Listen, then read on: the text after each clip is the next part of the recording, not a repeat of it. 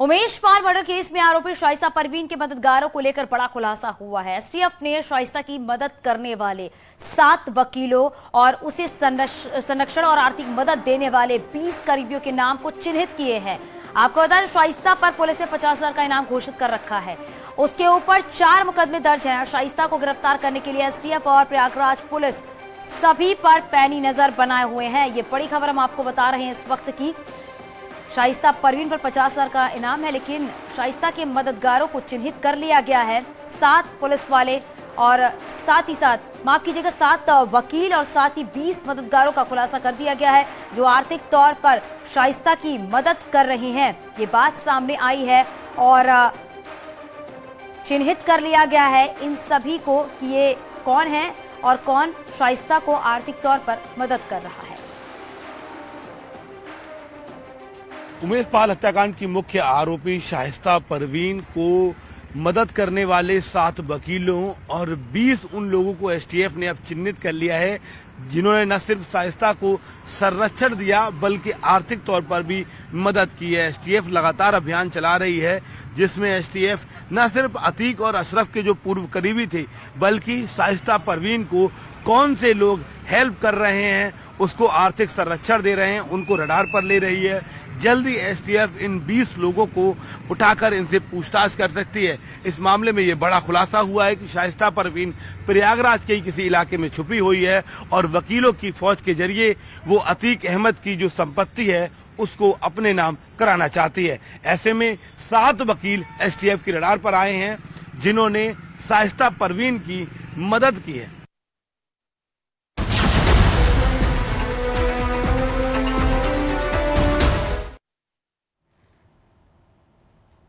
अतीक अहमद की चकिया वाले दफ्तर में मिले खून के धब्बों को लेकर बड़ा खुलासा हुआ है।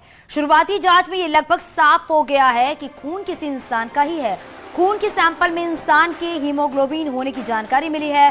पुलिस को आशंका है कि यहां पर किसी महिला के साथ कोई घटना हुई है।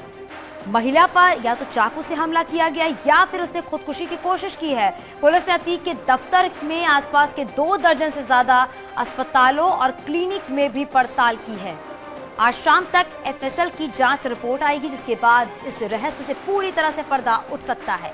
आपको ये भी बता दें, 2 दिन पहले अतीक के दफ्तर में खून से सने कपड़े, चाकू, चूड़ियां मिली थी और कई जगहों पर खून के धब्बे भी पाए गए थे।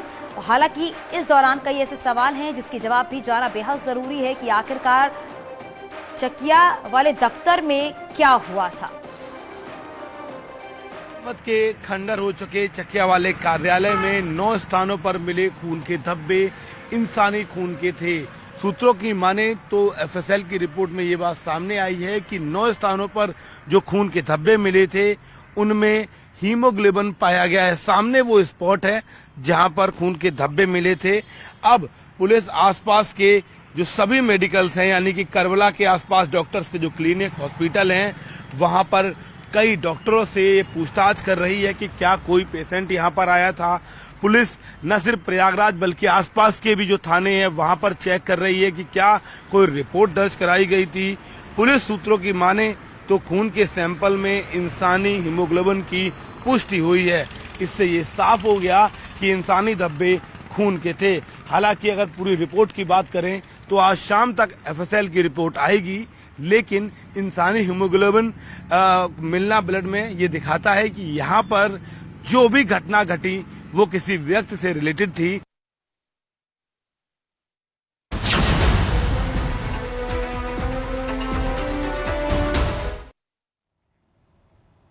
माफिया अतीक अहमद की बहन आयशा नूरी की सरेंडर अर्जी पर आज सुनवाई होगी। प्रयागराज की सीजीएम कोर्ट में दोपहर को ये सुनवाई होगी। आज की सुनवाई में प्रयागराज पुलिस को अपनी रिपोर्ट पेश करनी है और पुलिस रिपोर्ट के आधार पर ही कोर्ट फैसला सुनाएगी। आपको बता दें, उमेश पाल शूटआउट केस में पुलिस की जांच में आयशा नूरी का भी नाम सामने आया है। आरोप के मुताबिक शूटर गुड्डू मुस्लिम मेरठ में आयशा नूरी के घर पर ठहरा था। माना जा रहा है कि कोर्ट के फैसले के बाद अतीक की सिस्टर यानी कि आयशा नूरी सरेंडर कर सकती है।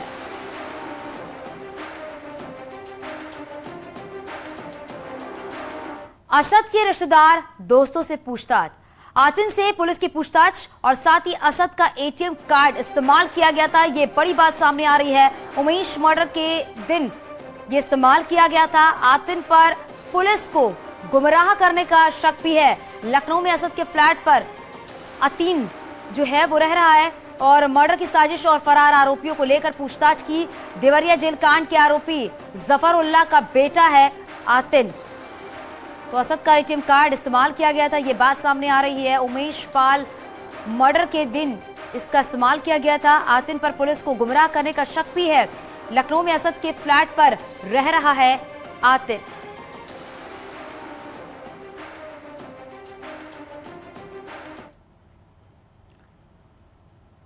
उमेश पाल शूटआउट केस में पुलिस ने अतीक अहमद के वकील खान सौलत हनीफ की कस्टडी रिमांड मांगी है। धूमनगंज थाना पुलिस ने इसको लेकर कल सीजेएम कोर्ट में अर्जी दाखिल की।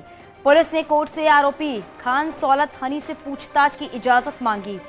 सीजेएम कोर्ट ने आरोपी खान सौलत हनीफ को 27 अप्रैल को जेल से तलब किया है। आपको बता दें कि उमेश पाल शूटआउट केस में पुलिस ने अतीक के वकील खान सौलत हनीफ को आरोपी बनाया है। आरोप ये भी है कि अपने मोबाइल फोन से असद को उमेश पाल की फोटो भेजी थी। पुलिस ने उमेश पाल शूटआउट केस में उसे साजिश रचने का आरोपी बनाया है। इसके अलावा उमेश पाल की हर गतिविधि की जानकारी देने का भी आरोप है। पुलिस कस्टडी रिमांड में लेने के बाद खान सौलत हनीफ से पूछताछ करेगी। पुलिस को भरोसा है कि इस पूछताछ में उमेश पाल शूटआउट को लेकर कुछ अहम राज भी खुल सकते हैं।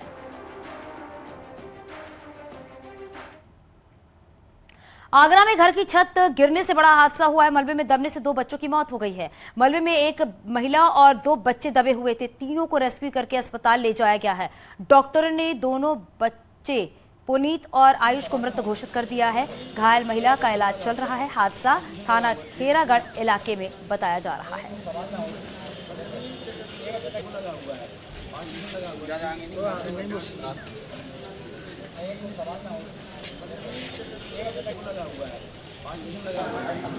दो तस्वीरें आप देख रहे हैं। जब घर की छत गिरी उसके बाद ये बड़ा हादसा हुआ है। मलबे में दबने से 2 बच्चों की मौत हो गई है और इन दोनों बच्चों को हॉस्पिटल भी ले जाया गया था, लेकिन डॉक्टरों ने मृत घोषित कर दिया है। इस दौरान एक महिला भी दबी हुई थी। जब ये घर का छत गिरा उस दौरान बड़ा हादसा हुआ है। महिला भी घायल हो गई है। महिला को भी अस्पताल में भर्ती कराया गया है। देखिए, जब ये घर की छत गिरी तो कैसे अफरा तफरी मच गई। 2 बच्चे और एक महिला जो घायल हुए उन्हें अस्पताल ले जाया गया। हालांकि दोनों बच्चों को डॉक्टरों ने मृत घोषित कर दिया।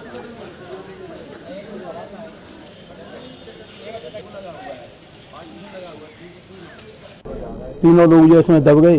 बाद में जब चीख पुकार सुनी, सब लोगों ने आकर के इसमें ऊपर से कूदे। किवाड़ तोड़ के किवाड़ी बंद हो गए थे। जब उनको निकाला जो है, और दोनों बच्चे जो है ज़्यादा स्थिति में घायल हो चुके थे और माँ अभी हॉस्पिटल में।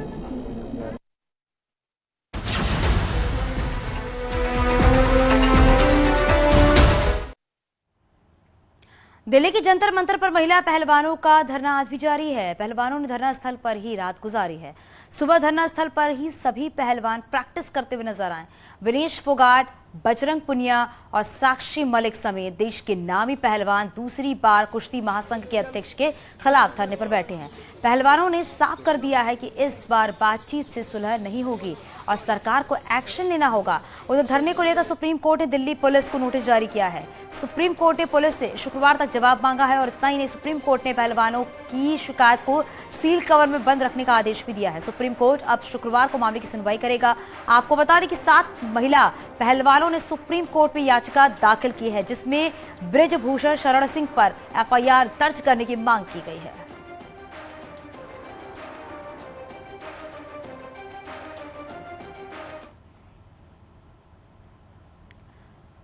सांसद ब्रिजभूषण शरण सिंह ने इस मामले में कहा है कि चिंता मत करिए।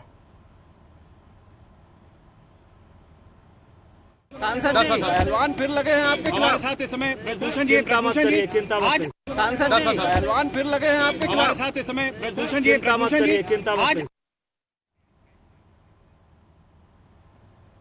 आगे भी खबरें जारी है। रुकेंगे छोटे से ब्रेक के लिए।